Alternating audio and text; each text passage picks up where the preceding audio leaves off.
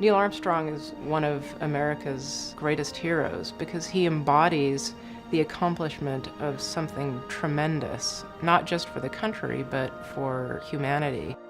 After people had looked up for tens of thousands of years and wondered what was up there, Neil was the first person to ever make a footprint on some place other than Earth. And that's the way he'll always be remembered. Neil Alden Armstrong, the first man to walk on the moon, was born on August 5, 1930, in Wapakoneta, Ohio.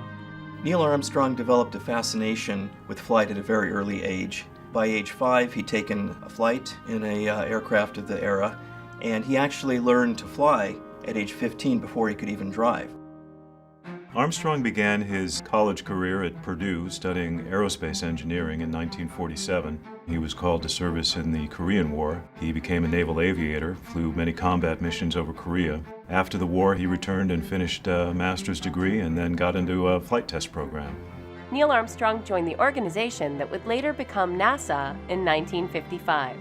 While working for NASA as a test pilot, he flew over 2,400 hours in 200 different types of aircraft, including 7 flights in the X-15 rocket plane, the fastest aircraft ever built. He became an astronaut for NASA in 1963 as part of the second astronaut selection. He was the mission commander for Gemini 8. The Gemini program was a lead-up to the missions to the moon. On July 20th, 1969, Mission Commander Neil Armstrong landed the Apollo 11 and became the first man to set foot on the moon.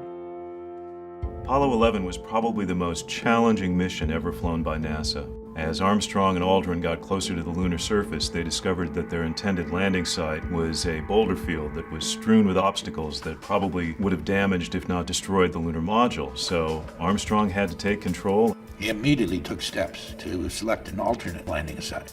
He didn't have much time, and he was working against a limited fuel supply in his descent rockets. He, if you will, danced around big boulders, deep craters, and finally found a spot and put it down.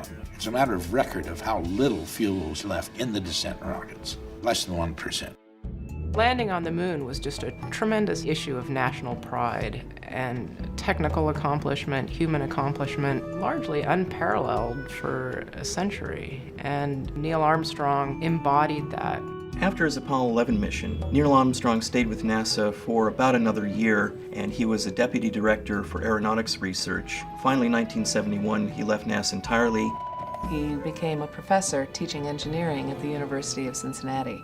He did that for about 8 years. Whether it was going into space or being an engineer or being a successful businessman, his approach of being quiet, not assuming, but accomplishing things, I think that is his legacy.